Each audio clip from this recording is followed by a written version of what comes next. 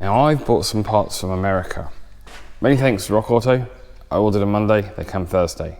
From America, it's pretty impressive.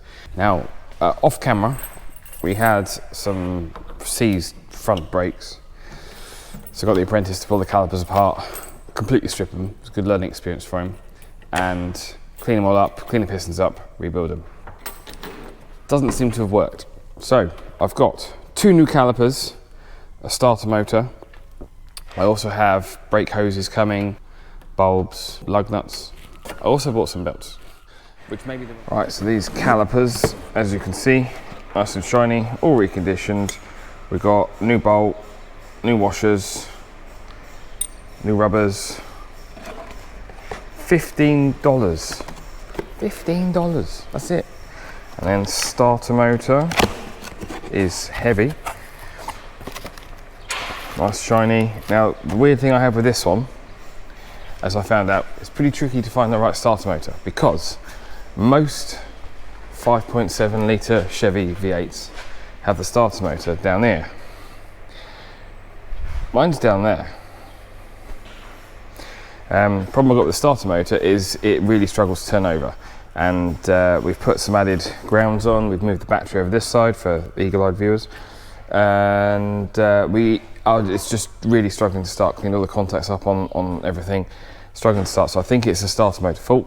Again, that was $33, so it's not a great deal. So I'm going to shove up in it. I think I'm going to start with the starter motor. So I'm going to disconnect the battery, which I've already loosened,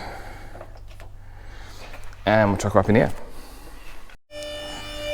Okay, there is our starter motor right here.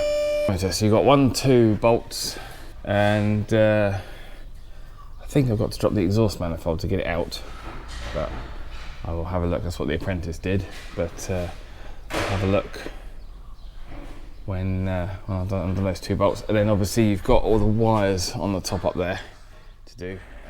Right, it's out. Didn't have to drop the exhaust. Turns out, if I turn my light off, don't blind you. Turns out it does fit through this big hole here. So yeah, I did have to cut. I had a problem getting one of the terminals off, so I've had to replace terminal for the exciter wire. I will give these a clean up as well because they're not too bad, a little bit manky. And we've got the main lead there. So I did have to, like I said, because the starter motor on my car is on a different side, I had to do a bit of research, do a bit of guesswork. This is off of a Pontiac Catalina. So if you have the same problem I have, look for one for a Catalina. It looks identical. It's a bit heavier as well, which is probably a good thing. But yeah, it all mounts the same way, mounts on the same side. The terminals on the end of the solenoid are exactly the same. So all I've got to do now is fit that, and then we'll see if she starts any better than she used to. New shiny starter motor is now in, not that you can actually see it. Battery's back on. Let's give this a go. Now before, when you started it, it was really laboured. So what I'm really hoping for is just a quick turn and start. This could be wishful thinking. Now I'm getting good at deciding which keys which, and the really shiny one is normally the ignition key. So let's try it.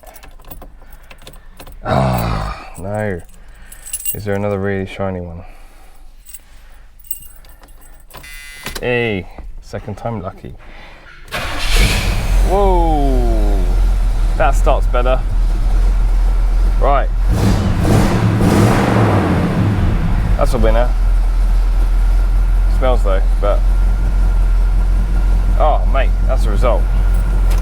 That's the result. So, old starter motor was definitely duff. Next step, calipers. These wheel nuts that I did buy from the UK, you can see they're not going to work because they've already started just rubbing a little edge into there. But I do have the correct ones coming, I think, next week. So they got a nice little shoulder on them, fit the wheel quite nicely. So this is so tight, I can't turn the disc. So this is going to probably give me some grief coming off. They're basically held on, I'll show you the new one, held on with 2 Allen bolts. One there, one there. They go all the way through. And They go through the carrier, which is part of the hub here, this section. And then I've got a brake hose with a banjo bolt. We've got a new bolt with our caliper and new washers, one for each side. And yeah, that's pretty much it. You do also, in the bottom of the bag, get, which I'm guessing is like an anti-squeal spring clip type thing. So I've got to figure out where that goes, but I'm sure there'll be one on here somewhere. So I'm going to strip this down. It's going to cause me some grief, I know it is. So, and it's already hot, so I'm going to get pretty agitated pretty quick, I think. You can see the nice shiny starter motor though. Well, as you can see, the apprentice did do a good job at cleaning up the piston because it's still shiny. But yeah, that was not easy to get off. There are pads, they look pretty good. Thankfully no damage. I'm going to clean them up a little bit because see it's quite a shiny surface. Bit of Scotch-Brite, bit of sandpaper should be right, it's just where they've been sat for a while. So now that this is off, we know it's not going to go in, and clamp the hose. I'll come back here a bit somewhere with my hose clampy tool. So can I do this one-handed on the car? Oof, yes I can! And instantly we've got fluid, so I need a drip tray. Alright, so now we've got a drip tray. Undo the bolt.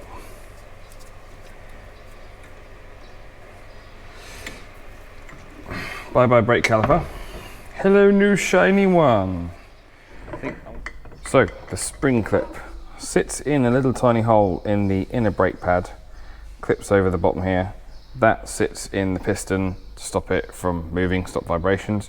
The reason my old brake calipers had seized is actually these little sliders here. I need to grease these up before I put it back together. But they must have seized on this one. So when I had the apprentice pull this one apart, rebuild it, we found loads of corrosion on the piston. I'll pull them apart in a later video.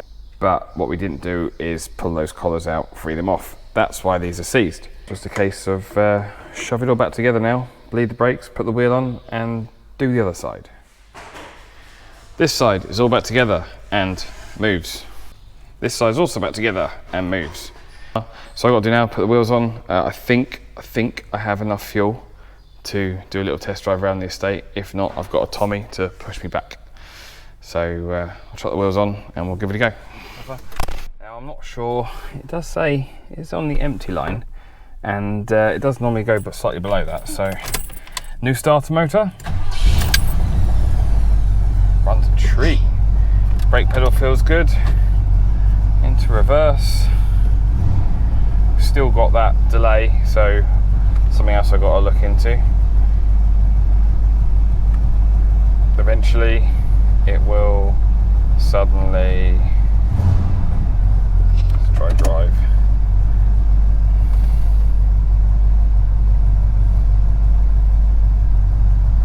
There we go. Right.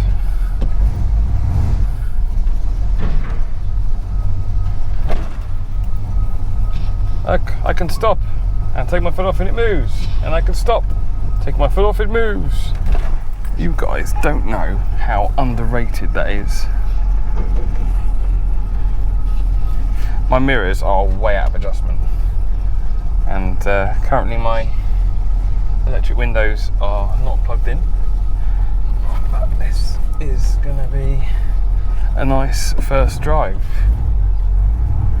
Proper drive without seized brakes.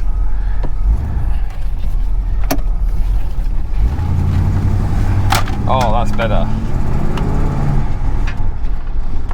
That is so much better. You guys really don't. It's a shame I can't show you the explain the difference really. I didn't hear that fence. Oh, we're stalled. We are stalled.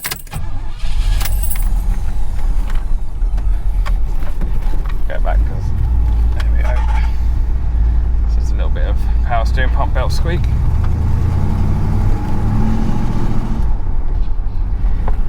Yes.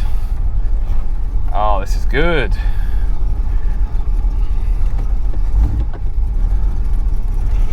Try and go back on the 4-poster. Wow, big wins, big wins. Because that is pretty much all that was stopping me from driving it on the road. Now what's stopping me is my lack of fuel. See, we're now just under the full mark. Thank you all for watching. I shall do a video. I'm going to pull those calipers apart next, actually, and I'm going to show you just how bad they are. It'll probably just be a short that I'll upload in a few days. But thank you all for watching. I'll see you next time.